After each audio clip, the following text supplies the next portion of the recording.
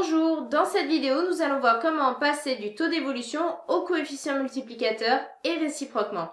Alors, nous allons compléter ce tableau. Donc, tout d'abord, nous avons une augmentation de 60% et nous aimerions savoir quel est le taux d'évolution associé à cette augmentation de 60% et également quel est le coefficient multiplicateur associé à cette augmentation. Donc c'est une augmentation de 60%, notre taux d'évolution va donc être les 60%, donc 60 divisé par 100, ce qui me fait 0,60. Alors le taux d'évolution est ici positif car c'est une augmentation.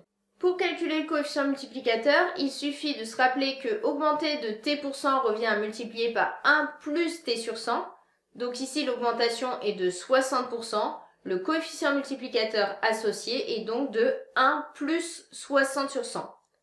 1 plus 60 sur 100, c'est 1 plus 60 centièmes, ce qui me donne 1,60, que l'on peut écrire 1,6.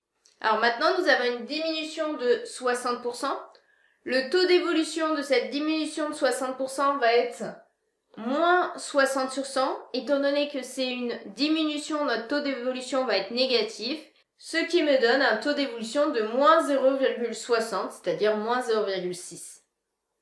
Le coefficient multiplicateur associé à cette diminution de 60% va être 1 moins 60 sur 100, étant donné que diminuer de t% revient à multiplier par 1 moins t sur 100.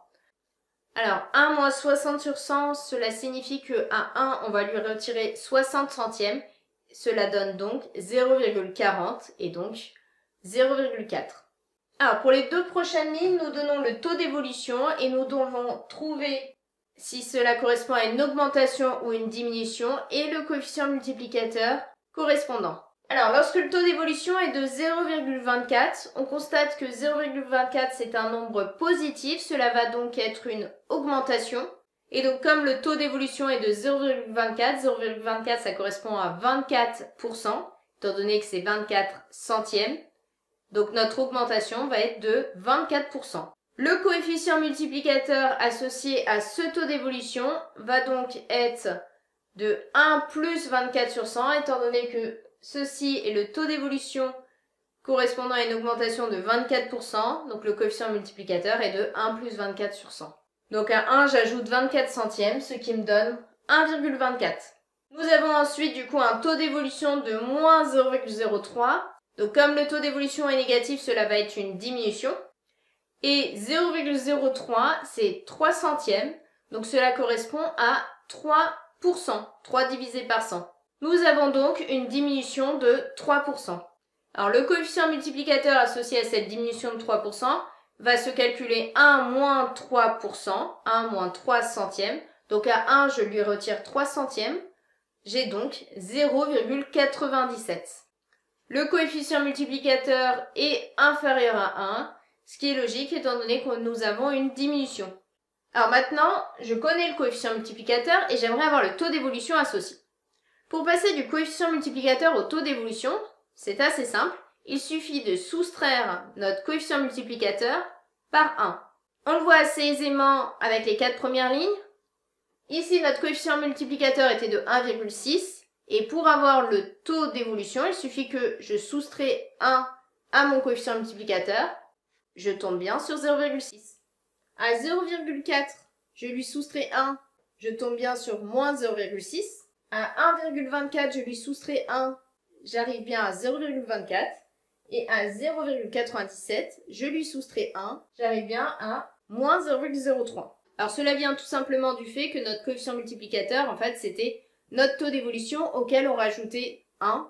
C'est-à-dire que pour une augmentation de 60%, on rajoutait 60% à 1. Pour une diminution de 60%, en fait, on ajoutait à 1 moins 0,60. Sauf que ajouter moins 0,60, cela revient à soustraire 0,60 à notre 1, donc on faisait 1 moins 60 sur 100. Ici, on ajoutait à 1 0,24, 24%.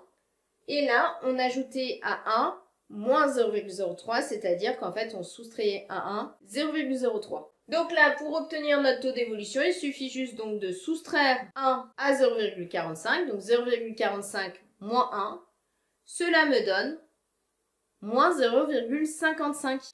Donc notre taux d'évolution est de moins 0,55, ce qui correspond à une diminution étant donné qu'il est négatif et que là on avait un coefficient multiplicateur plus petit que 1.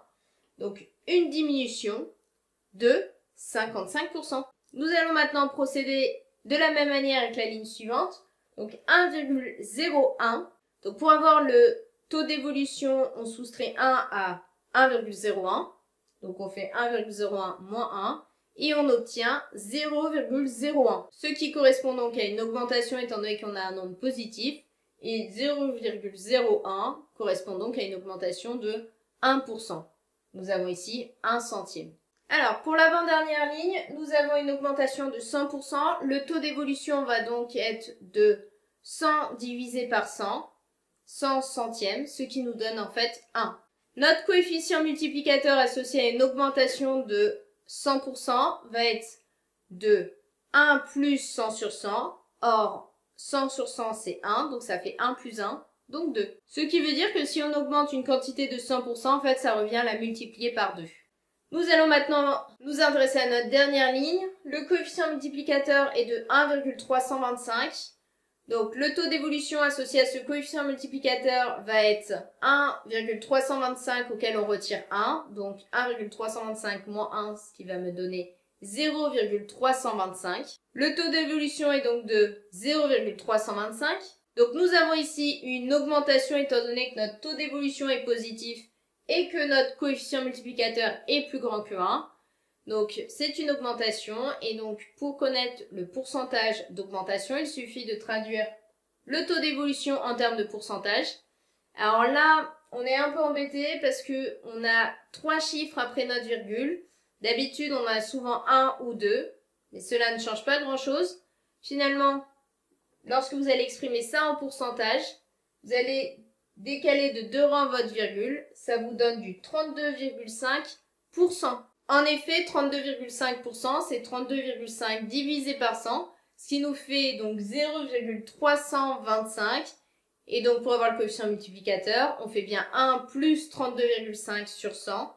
Donc 1 plus 0,325, ce qui me donne bien mon 1,325. Alors cette vidéo sur les coefficients multiplicateurs et taux d'évolution est maintenant terminée. N'hésitez pas à vous entraîner à passer du taux d'évolution au coefficient multiplicateur et réciproquement afin que cela devienne des automatismes.